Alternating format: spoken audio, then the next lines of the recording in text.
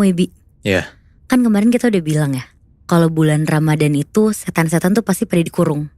Apalagi kayak kalau misalkan di pesantren gak sih? Kan pasti terkenal dengan aman. Iya, ngerasanya gitu ya, kayak lebih Apalagi bulan aman. Ramadan kan. Mm-mm. Tapi ternyata pikiran gue tuh salah. Karena gue tuh punya cerita, ada kejadian mistis di pesantren. Bahkan pocong aja tuh ikutan ngaji Di sana. di sana. Gila. Wow.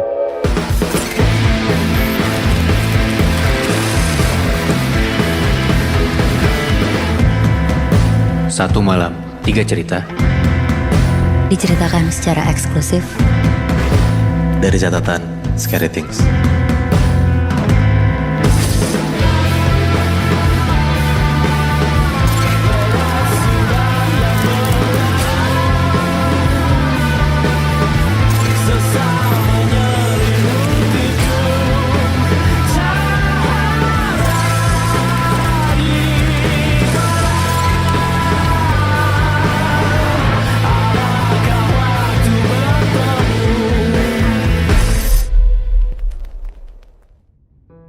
Muibi. Iya. Kali ini gue pengen cerita tentang perempuan yang ngelanggar pamali di pesantren yang mengakibatkan banyak kejadian horor yang nimpa dia. Aduh. Kita sebut aja perempuan ini namanya Aya ya. Aya ini dulu sebelum masuk pesantren tuh anaknya nakal dan gak bisa diatur. Sampai akhirnya kedua orang tuanya tuh meninggal karena sakit. Nah sebelum meninggal, bapaknya tuh pengen banget Aya nih jadi penghafal Al-Quran. Awalnya si Aya tuh mikir dia tuh gak akan bisa jadi penghafal Al-Quran karena dia tuh sama sekali gak agamis. Bahkan dia tuh sering ninggalin sholat, terus juga ngerokok, bahkan sampai minum-minum juga. Tapi setelah dapet dukungan penuh dan diyakinin sama om dan tantenya, akhirnya Aya nih semangat dan yakin untuk masuk ke pesantren. Terus dia juga pengen jadi penghafal Al-Quran karena si Aya tuh ngerasa kalau cuma itu tuh yang bisa dia kasih ke orang tuanya. Iya. Aya nih punya teman namanya Uci. Mereka ini beda kamar dan komplek. Nah komplek itu kalau di pesantren ini tuh disebutannya untuk daerah per kamar gitu. Oke. Jadi pesantren Uci tuh namanya pesantren Salafiyah. Nah pesantren Salafiyah ini tuh pesantren yang metode pembelajaran itu tradisional dan khusus ngaji kitab kuning. Di pesantren Uci ini tuh ada 4 lantai terus gede banget. Bentuk pesantren itu tuh kotak dan saling ngiterin, dan di tengah-tengah tuh ada sumur gede yang biasa digunain santri. Karena sumur ini tuh biasa digunain santri buat nyuci baju atau minum langsung. Karena air dari sumur itu tuh bersih dan udah didoain juga. Nah karena Aya ini penghafal Quran, jadi kamar dan kompleknya tuh beda lantai sama si Uci. Karena semua santri penghafal Al-Quran ada di lantai 4. Alasannya tuh karena santri yang penghafal Al-Quran itu tuh kompleknya paling deket sama rumah kiainya. Jadi biar gampang setoran hafalan gitu loh. Nah akhirnya si Aya sama Uci tuh jadi deket banget Muibi semenjak kenal di pesantren ini. Tapi ada satu hari tiba-tiba si Aya nih ngindar dari Uci. Sama sekali gak mau ketemu gitu. Di situ si Uci tuh bingung karena ngerasa kayak gak ngelakuin kesalahan apapun tapi kok dijauhin sama si Aya. Sampai akhirnya Uci tuh negor Aya dan dia tuh minta penjelasan gitu. Ya kalau misalkan emang dia salah, dia tuh mau minta maaf maksudnya gitu. Iya, jangan didiemin gitu kan. Tapi si Aya ini cuma bilang, gak apa-apa, aku cuma lagi kesulitan hafalan, jadi gak mau ketemu siapapun. Di situ si Uci tuh bingung, karena si Aya tuh gak pernah aneh kayak gitu. Nah sementara Uci yang tahu kalau misalkan ada yang gak beres, kayak terus-terusan ngedesak Aya biar jujur gitu loh. Di situ Aya tuh sempat marah terus bilang, udah seminggu aku diganggu sesuatu yang mirip kamu Ci. Setiap malam aku dihantuin orang yang mirip kamu, dan itu kayak ngegangguin hafalan aku. Oh. Jadi dia minta tolong untuk gak diganggu dulu. Iya. Ngedengar hal itu tuh si Uci kaget banget.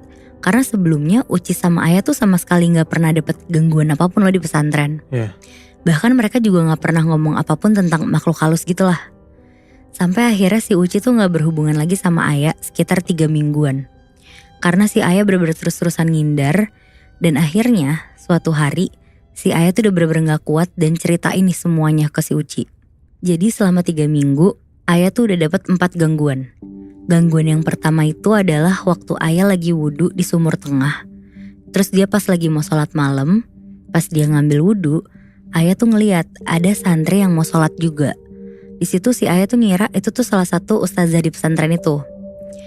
Terus abis itu jalan gitu dari komplek ke lantai 3 mau ke masjid. Nah awalnya si Ayah tuh sama sekali gak ngerasa ada yang aneh. Tapi si ustazah itu tuh tiba-tiba bolak-balik 3 kali lebih. Ayah yang lagi wudhu tuh bingung, terus dia langsung nyapa. Kok bolak-balik, nyari apa ustazah? Nah si ustazah itu akhirnya berhenti. Terus ngadep ke arah Ayah dan bilang, iya nyari kaki, hilang. Nyari kaki hilang. Si Ayah tuh yang ngedenger itu langsung kaku, takut, dan gak mungkin salah dengar karena pesantren baru lagi sepi, cuma mereka berdua doang. Iya. Di situ Ayah tuh baru sadar Muibi, kalau anggota badan sosok itu cuma ada kepala sampai perut doang, kakinya nggak ada. Jir. Gila. Set. Di situ si Ayah buru-buru kabur, nggak jadi sholat malam, terus dia langsung masuk tuh ke kamar.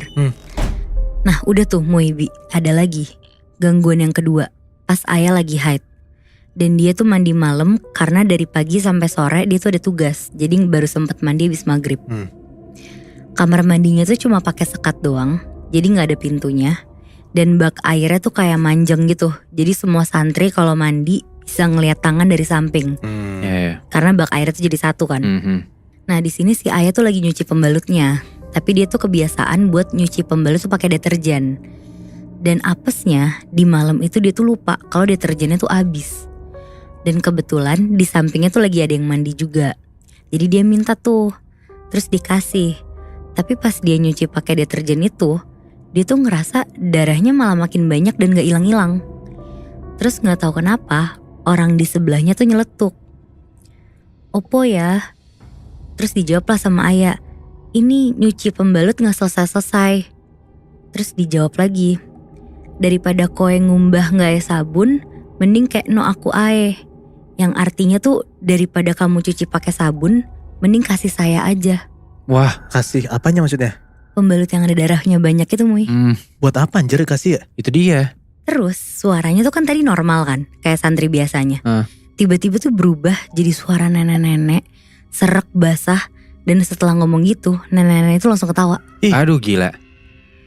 Di situ si Ayah ketakutan banget, terus langsung matung lah di tempat. Tapi suara sosok nenek-nenek itu tuh tiba-tiba muncul lagi, terus ngomong, sudah Mbak Ayah, saya udah mau selesai nih mandinya. Sampai disebut namanya Bi anjir. Dan itu masih suara yang nenek-nenek. Iya, Wah anjir. tapi gak lama suaranya berubah langsung Bi, jadi normal. Dan ketika orang sampingnya udah beneran selesai, si Ayah ngelihat orang di sebelah tuh santri biasa, santri baru. Gila.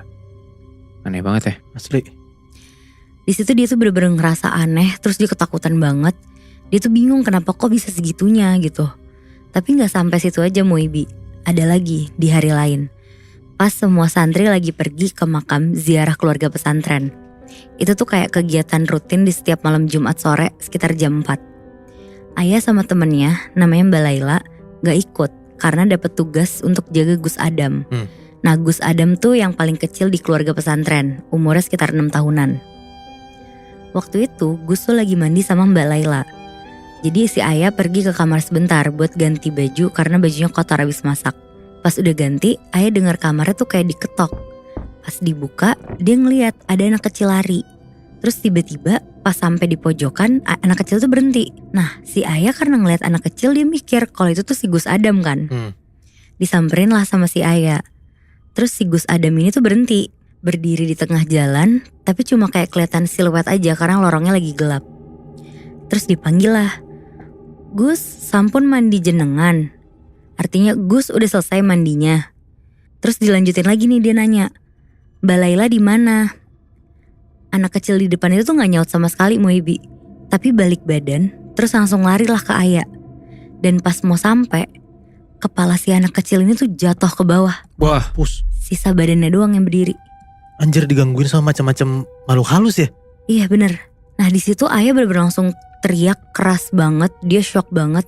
Dan gak lama si Mbak Laila keluar ngegendong Gus Adam. wah anjir. Nah jadi gangguan yang dialami Ayah tuh bermula karena dia ngelakuin pamali di pesantren. Pamalinya adalah santri yang hafalan Al-Quran tuh gak boleh hafalan di lantai 1 malam-malam. Karena kalau misalkan nekat hafalan Al-Quran di sana, santri yang hafalan itu tuh bakal digangguin sampai gak betah dan akhirnya keluar dari pesantren itu. Oh shit. Tapi si Ayah tahu nggak kalau misalnya emang yang harus ngafalin Al-Quran itu nggak boleh baca di lantai 1? Ayah gak tahu Muy. Oh apes juga berarti dong. Iya bener. Nah sampai suatu hari si Ayah ini tuh terpaksa harus hafalan di lantai 1. Karena si Ayah tuh gak bisa hafalan di kompleknya sendiri. Karena dapat pesan dari Kiai kalau anak Kiai yang kecil tuh lagi sakit. Jadi si Kiai ini tuh pesan gak boleh bikin gaduh karena anaknya lagi sakit itu. Takutnya nanti kebangun terus nangis. Ya. Jadi dia hafalan di lantai 1 yang mana itu sepi lah ya. Bener. Jadi gak ganggu orang gitu. Oke, terus? Karena si Ayah takut dimarahin, bener kata lo Bi, dia akhirnya ke lantai 1. Karena si Ayah ini tipe yang kalau hafalan tuh harus keras suaranya. Tapi dia sekarang posisinya udah tahu nih kalau di lantai 1 tuh gak boleh. Belum, dia belum tahu Oh dia juga. gak tahu. Dia masih belum tahu. Oke, terus.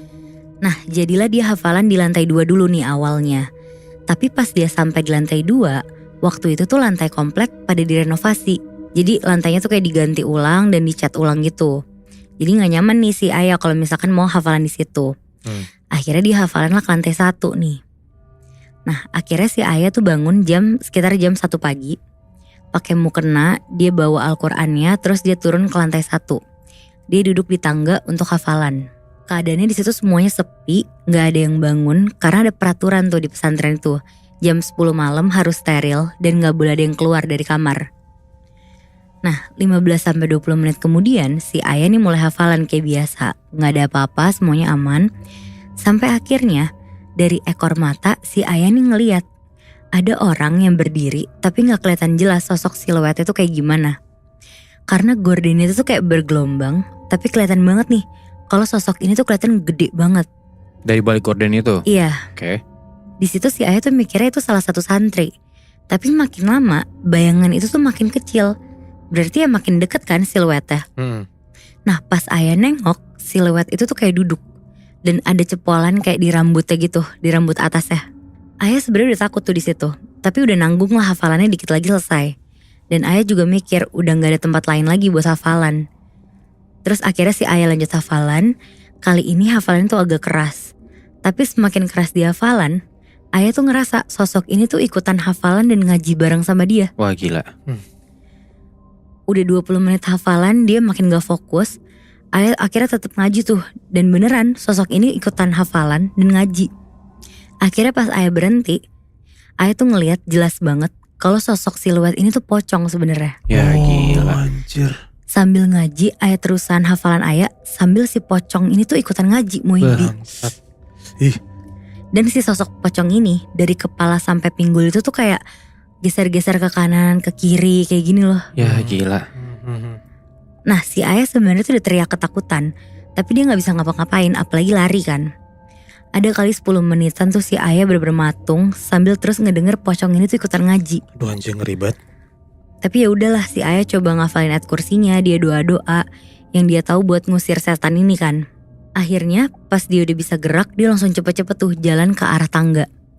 Nah pas dia belok mau ke arah tangga menuju lantai 3, ada kamar yang lampunya nyala. Di situ dia udah ngerasa lumayan lega. Tapi Muhibbi tiba-tiba dia tuh ketakutan lagi. Bahkan kakinya sampai lemes karena dia tuh ngelihat jelas banget ada siluet pocong itu. Tapi kali ini tuh gak ngaji. Ngeluarin suara kayak orang kecekek gitu. Hah? Tapi suaranya tuh ngebas banget. Terus gak lama kemudian ada yang bisik-bisik lah ke Ayah. Wong duso koyo koe ora oleh ngaji. Artinya orang yang berdosa kayak kamu gak boleh ngaji. Wah gila. Dan pas dia nengok Muhibbi, ada pocong itu di depan mata Ayah. Pocongnya tuh mukanya busuk banget, matanya keluar ngegantung di uratnya. Ih. Terus matanya tuh warnanya hijau kemerahan gitu. Dan mukanya tuh udah gak utuh karena kayak udah digerogotin ulet gitu. Oh gila. Ih. Nah setelah kejadian di lorong itu, si Ayah tuh baru ceritalah itu semuanya. Dan semenjak itu si Ayah tuh ngehadap ke Bu Nyai. Bu Nyai ini tuh kayak orang di pesantrennya. Dan ceritalah semua hal yang dialamin semenjak itu. Di situ Bu Nyai cuma ngelus-ngelus kepala Ayah dan senyum sambil bilang semua makhluk yang gak terlihat itu adanya mutlak. Gak bisa dihindari dan diremehkan. Kita harus bisa menerima banyak makhluk jauh sebelum kamu datang. Dan mereka hidup di mana aja di sini. Bisa saja mereka terganggu karena kamu mencuri waktunya. Dan merasa bahwa tempat mereka bukan tempat untuk menghafal Al-Quran. Di situ Bu Nyai juga bilang, Kiai emang ngebiarin mereka di sana, biar santri-santri tuh punya iman untuk dipegang. Oh, oke. Nah setelah Bu Nyai bilang gitu, Ayah tuh ngerasa tenang dan dia minta solusinya. Terus si Bunyai baca doa-doa yang Ayah tuh belum pernah denger. Terus kepalanya Ayah kayak diusap-usap dan disaranin untuk Ayah tuh bangun jam 2 pagi buat ngaji sama sholat malam selama 7 hari 7 malam tuh Moibi. Oke. Sama dia juga disuruh puasa Senin Kamis. Nah setelah Ayah ngikutin semua petunjuk dari Bunyai, udah gak ada lagi tuh gangguan-gangguan di pesantren. Tapi semenjak malam Ayah ketemu pocong itu, si Ayah ini jadi sensitif dan peka. Bahkan dia tuh bisa ngelihat hal-hal yang gak kelihatan. Oh. Terus dia juga kalau hafalan nih Moibi jadi cepet banget. Kalau biasanya dia setoran hafalan 3 lembar ke si Kiai, sekarang tuh si Ayah udah bisa setoran hafalan 7-8 lembar ke Kiai setiap harinya. Wow. Oh, berarti sebenarnya after dia ngelihat masuk makhluk halus itu ya, ada sisi positifnya, ada sisi negatifnya ya? Bener. Bener. Oh. Bener. Gue juga ngeliatnya kayak kalau misalkan lu dikasih tahu nih, ya udah nggak apa-apa, banyak makhluk di pesantren itu untuk ningkatin iman lu ya. Iya. Cuman agak ekstrim juga sih, iya gak sih? Ya lo jadi Iyalah. peka kan masalahnya.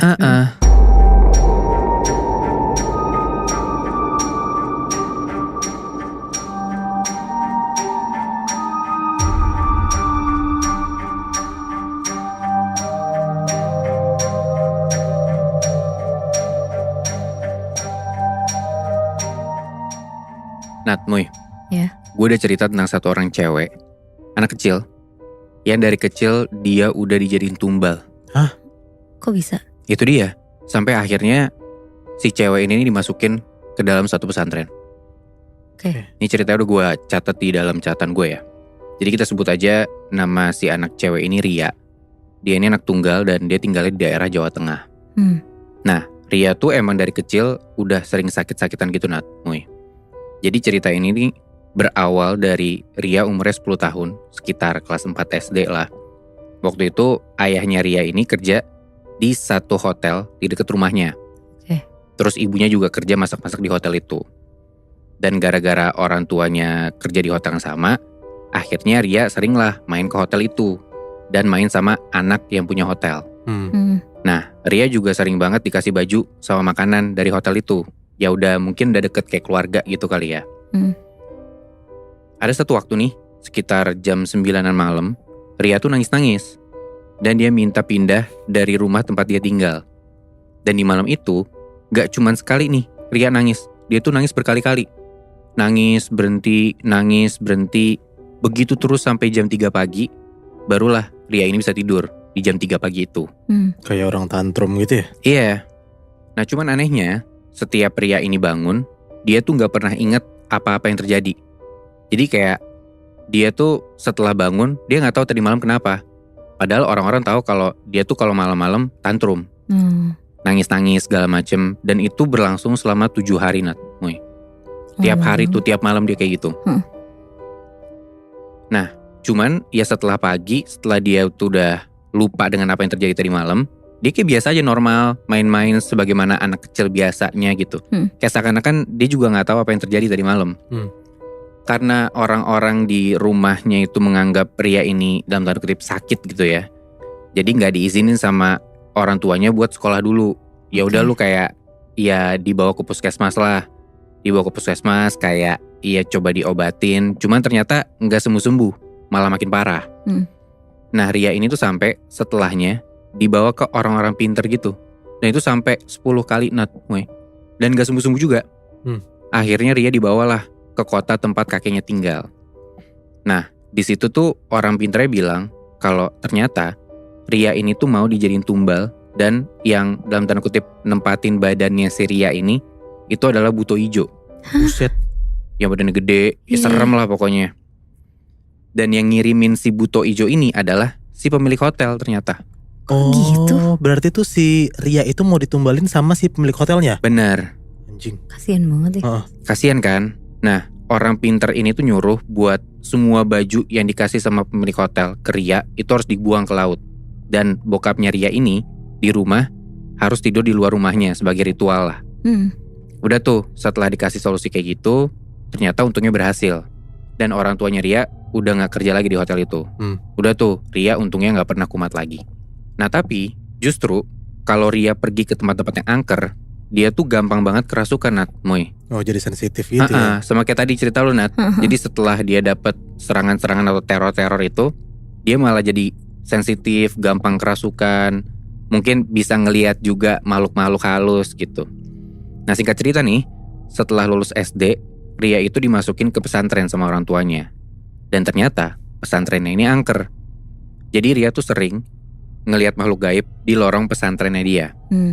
Sampai pernah ada satu kejadian, pesantren kan kalau tidur barengan gitu ya, ya kan rame-rame gitu ya. Ria ini dan temennya tuh tidur, di samping mereka ada satu malam, itu mereka tidur barengan sama pocong Nat, Moy. Tiba-tiba aja. Itu dia juga gak tahu, mungkin karena emang pesantrennya angker kali ya. Dan pocong ini mukanya hancur banget, sehancur itu. Ada satu waktu lagi, di satu malam, di dalam satu ruangan nih, bukan ruangan kamar ya, di satu ruangan di pesantren ini, Ria ngeliat ada sosok cewek duduk di depan lemari. Ria kira itu mungkin salah satu santri. Jadi dia coba panggil tuh. Dicoba panggil berkali-kali, gak nyaut-nyaut nih si cewek ini. Dia diemin beberapa saat, dia dari luar ruangan nih, ngeliat ke dalam ruangan itu, ke dalam ruangan si tempat cewek duduk itu. Tiba-tiba dari dalam ruangan itu ada suara kuntilanak ketawa. Aduh. Dan makin lama suaranya itu makin kenceng. Yang ngedenger itu Ria cabut lah dari ruangan itu kan. Cuman malamnya nih, pas mau tidur, Ria ngedenger ada suara-suara aneh gitu loh. Ria coba diemin lah si suara-suara aneh ini. Tapi gak lama, Ria tuh ngedenger ada kayak suara napas gitu loh. Lo kebayang gak ada suara napas deket sama kuping lo? Nah, Ria tuh ngedenger persis kayak gitu pas dia lagi di tempat tidurnya dia. Cuman dia pikir ya mungkin teman gua kali ya. Cuman kok napasnya kenceng banget sampai ke telinga gua nih kedengarannya.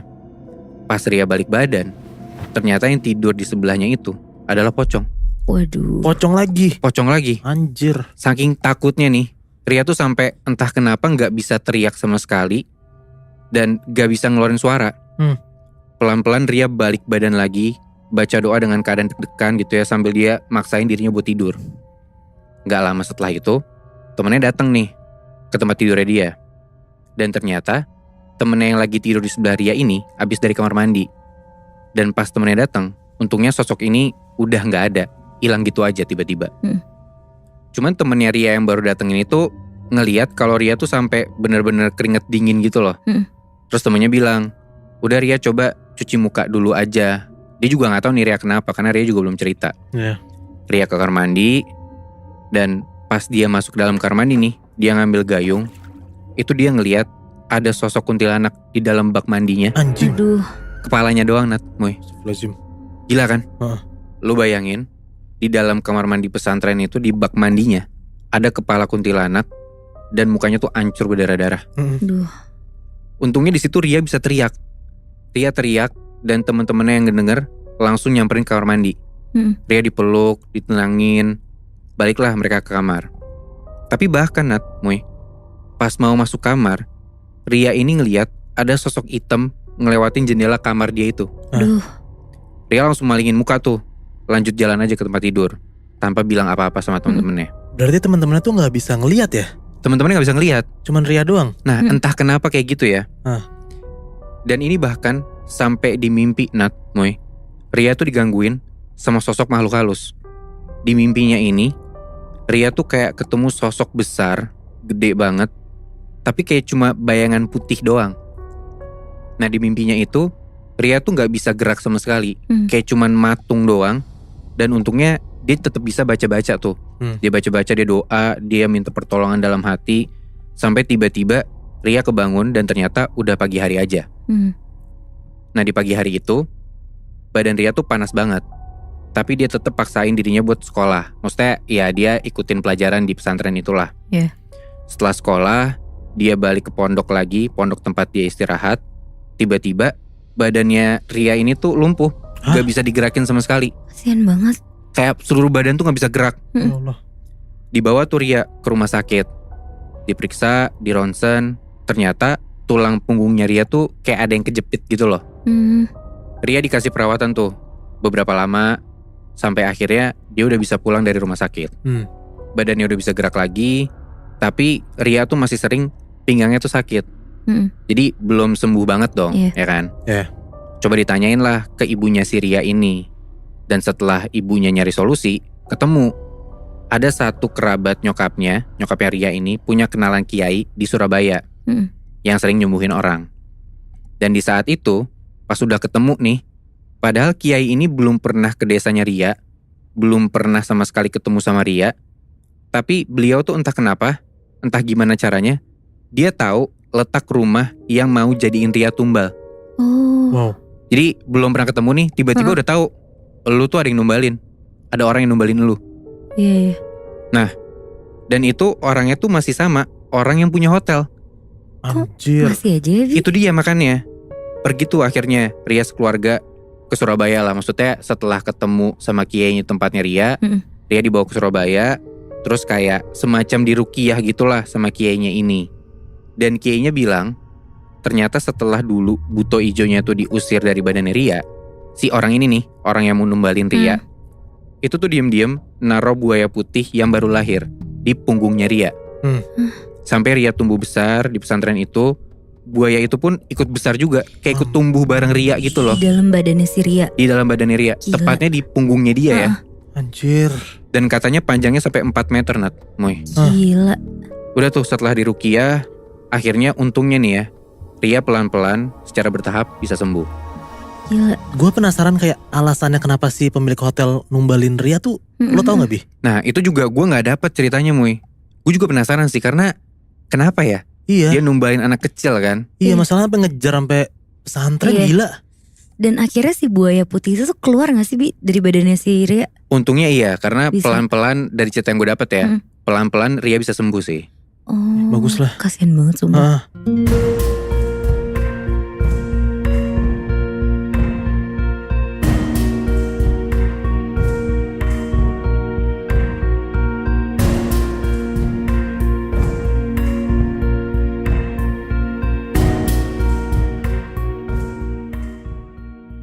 Kejadian terjadi di pesantren itu yang banyak banget Bi, Nat. Makanya nggak heran kalau misalnya banyak banget kayak santri-santri yang digangguin sama makhluk halus kan di sana. Iya. Nah, gue dapet cerita ini langsung kayak dari orang yang terdekat gue lah gitu. Tapi gue gak bisa sebutinnya siapa. Dia itu pernah ngalamin kejadian horor di pesantren. Sebut aja yang ngalamin ini namanya Alia. Alia ini asalnya dari Bogor. Waktu kejadian ini berlangsung, dia tuh umurnya 14 tahun. Jadi kayak sekitar kelas 3 SMP-an lah ya kira-kira. Nah dulu, Alia itu tuh mondok di salah satu pesantren di Bogor dan ini pesantren gede. Jadi kalau misalnya emang lo penasaran, lo googling aja lah di mana. Dari awal Alia masuk pondok itu, dia tuh udah kayak nggak kaget lah sama makhluk halus di sana. Karena yang tadi gue bilang, udah rahasia umum kalau misalnya di pesantren itu pasti banyak banget makhluk halusnya kan. Iya. Dan di belakang pondoknya Alia ini, di pesantrennya Alia ini, ada 2 desa.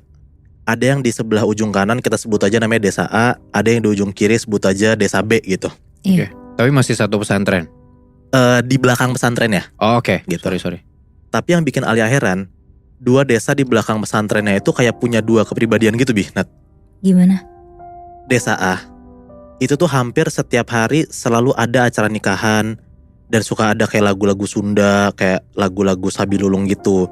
Bahkan pas lagi azan atau lagi sholat pun di desa itu tuh kayak masih lanjut aja tuh pestanya, lagunya gitu. Tiap hari? Tiap hari, aneh banget kan? Iya. Nah beda lagi kalau desa B. Kalau desa A kan itu aktifnya di siang. Nah desa B ini aktifnya itu di jam 12 malam ke atas. Aneh gak? Aktif itu ngapain kalau yang desa B? Ya mirip-mirip kayak gitu. Tapi Nikahan malam-malam. Aneh kan? Nikahan, hajatan, acara-acara gitu. Tapi di malam. Wow. Oke. Nah jadi di pondoknya itu, di pondoknya si Alia ini suka ada kayak piket malam, dalam tanda kutip ya ronda malam lah sebutnya. Yang isi piket malam itu jadi kayak santri-santri gitu ganti-gantian. Si Alia ini pernah dapat kebagian di piket malam itu, di ronda malam itu. Pas dia piket, ini nih jam 12 sampai jam 1 malam, dia itu denger dari warga-warga desa B itu tuh lagi bacain Pancasila sama UUD tapi malam-malam. Gitu aneh banget kan? Iya. Kayak pun sebenarnya ada upacara yang nggak aneh, tapi kenapa lo ngelakuin itu malam-malam gitu loh? Iya. Nah Alia sempat mikir, apa gue halu kali ya? Nah karena emang posisinya tuh di situ dia lumayan ngantuk, jadi takutnya emang ini perasaan dia doang gitu. Tapi ternyata teman-teman Alia pun yang lain pun juga suka denger kalau misalnya ada suara kayak gitu. Jadi kayak hal-hal yang dilakuin sama Desa B itu tuh santri-santri udah suka denger. Nah hampir setiap hari ada tuh yang lapor, kayak santri-santri gitu lapor ke kayak gurunya. Kalau mereka denger di Desa B tuh malam-malam ada suara UUD, ada suara lagu segala macem gitu. Tapi yang mau gue ceritain itu bukan cuma itu aja Nat. Ada satu hari waktu pas Alia itu dapat bagian piket pagi, piketnya tuh jadi kayak di hari itu ya, dia tuh harus ngurusin makanan ke santri, bersihin kamar mandi, operasi semut, bersihin pondok, ngurusin santri yang sakit, pokoknya banyak lah. Nah tapi mereka ini untungnya dikasih izin 1 hari, gak sekolah, gak kegiatan, karena lu harus full ngikutin si ronda itu gitu kan, piket itu gitu. Piket pagi ini biasanya dari subuh sampai isya. Nah baru tuh dari isya sampai tengah malam, sampai subuh lagi tuh sebutnya piket malam. Setiap abis maghrib itu tuh jadwalnya makan malam santri, dan Alia itu bertugas buat nyentongin nasi ke para santri. Jadi kebayangan loh, kayak nyentongin gitu di aula tempat makan gitu. Nah pas Alia lagi prepare, dia tuh kayak baru ingat kalau seragam buat sekolahnya besok ada di jemuran. Nah posisinya Alia di situ tuh lagi haid di hari kedua. Ya tambah mikir panjang, ya udahlah Alia tuh ke tempat jemuran buat ngambil baju seragamnya buat besok. Karena dia mikir kalau misalnya dia baru ngambil bajunya pas pagi, ya udah gak keburu gitu, udah mulai sekolah kan. Harus ngurusin rondanya dulu segala macem gitu. Akhirnya udahlah, dia tuh gak mikir kalau dia lagi haid, dan dia lebih baik ngambil ya sekarang dibanding ditunda-tunda gitu dia mikirnya. Ya udahlah, singkat cerita Alia langsung tuh OTW ke jemuran di pesantrennya itu. Di situ tempat jemurannya tuh bener-bener super duper gelap banget, lembab, dan jarang ada orang lewat sana. Apalagi kayak lu ngapain ke jemuran malam-malam juga gitu kan. Dan di situ tuh ada kayak jalan setapak ke arah jemuran, yang mana itu tuh cuma ada satu lampu yang ngegantung di pohon beringin dekat jemuran. Jadi satu-satunya penerangan kalau misalnya lo ke jemuran itu cuma itu doang tuh. Jadi lo bayangkan kayak segelap apa gitu. Nah awalnya Alia tuh kayak ngerasa ya udahlah nggak ada apa-apa, karena niat gue di sini cuma ngambil jemuran, nggak ngapa-ngapain lagi. Pas mau masuk ke tempat jemuran itu, Alia tuh kayak ngeliat banyak dedaunan, dan bahkan ada kayak bayangan orang-orang terbang gitu Nat. Nah refleks lah dia langsung nengok ke arah yang dia lihat itu, si bayangan-bayangan itu. Pas dia nengok sana, ternyata cuma ada baju-baju yang kegantung, dan emang posisi gantungnya tuh kayak gantung gitu loh, jadi kesannya kayak bayangan. Yang ngegantung tuh ada daster, gamis, jubah gitu.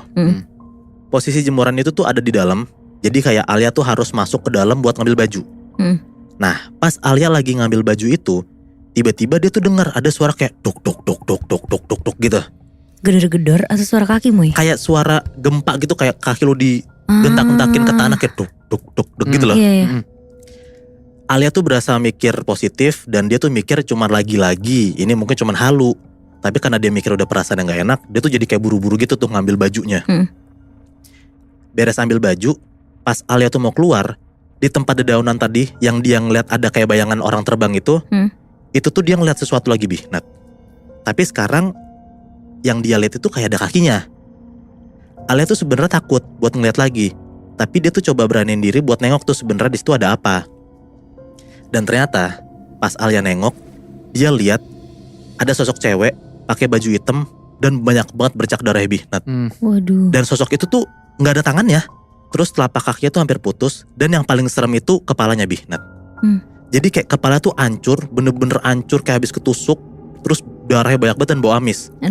Dan yang bikin syoknya lagi, pas si Alia tuh lagi nengok ke sosok itu, kepala sosok itu jatuh. Gila. Jadi kayak bola, terus kayak ngegelinding gitu loh. Jadi dia ngeliat sosok ini tuh buntung gitu loh. Nah dia ngeliat kayak gitu, ya Alia pasti langsung lari lah, bener-bener lari kenceng banget sampai sendalnya itu copot tuh. Nah bahkan rok seragamnya tuh jatuh, ketinggalan di tanah. Dia mau gak mau harus nengok ke belakang buat ngambil roknya lagi dong. Pas dia nengok ke belakang, ternyata kepala sosok itu tuh bener-bener ngegelinding ke arah Alia. Jadi kayak ngejer, tapi yang ngejer tuh cuma kepalanya doang. Alia bener-bener makin lari, makin kenceng banget, dia gak berani nengok belakang. Terus tiba-tiba pas lagi Alia lari, dia tuh nabrak sesuatu. Apa? Dan dia lihat pas depan dia itu ternyata ada temennya yang kebetulan lagi lewat situ. Di situ Alia tuh ditegur lah sama temennya kayak, Al, kamu kenapa kayak ketakutan gitu? Kayak habis dikejar hantu, kata temennya. Emang nadanya tuh bercanda, padahal ya emang posisinya bener Alia dikejar hantu gitu kan. Setelah kejadian itu, badan Alia tuh demam, dan dia tuh kayak hampir seminggu ketempelan. Tapi syukurnya gak sampai kerasukan dan sebagainya lah. Nah setelah keadaan Alia tuh lebih membaik, Alia tuh coba tuh langsung kayak disamperin sama ustazah yang ngerti sama hal goib kayak gitu. Dan bener aja Bi, Nat. Ternyata 2 desa yang tadi gue ceritain, itu tuh desa kuno yang masih suka banget mainin hal-hal gaib. Dan kemungkinan Bi, Nat, perempuan yang dia lihat di waktu itu tuh, yang kepalanya copot, itu tuh adalah korban makhluk yang pernah dijadiin arwah santet sama si desa itu. Dan arwahnya itu dibuang ke pesantren si Alia. Wah. Anjir Bi, serem banget. Coba bayangin deh, korban arwah santet desa terus dibuang ke pondok pesantren si Alia. Tapi ngomong-ngomong soal teror, gue tuh kemarin baru ngecek kalau teror asam lambung gue itu tuh genderuwo tantrum. Oh, Kalian udah ngecek belum? apaan itu ya? Gue yang suka diteror sama asam lambung harus nyobain sih Nat. Nah makanya Moy, coba deh lo visit ke microsite-nya kenaliterormu.com. Oke. Nanti abis lo visit, lo bisa tahu tuh jenis teror gangguan lambung lo apa. Oh. Terus jangan lupa nih, lo tag ke Instagram @freshma.id. Oh, gue tuh udah pernah coba ngecek. Dan gue tuh dapet tuh jenglot pecicilan kalau gak salah gue. Bih, lu udah ngecek belum Bih? Ini nih gue ngecek gue dapet kuyang goyang. Oh, kuyang goyang. Ngomong-ngomong soal kuyang, gue baru inget deh kayak banyak teman-teman yang ngirimin kita email ke scarythings.indo@gmail.com Ngebahas cerita tentang kuyang. Oh. Kapan-kapan kita bawain kali ya? Boleh tuh. Yuk.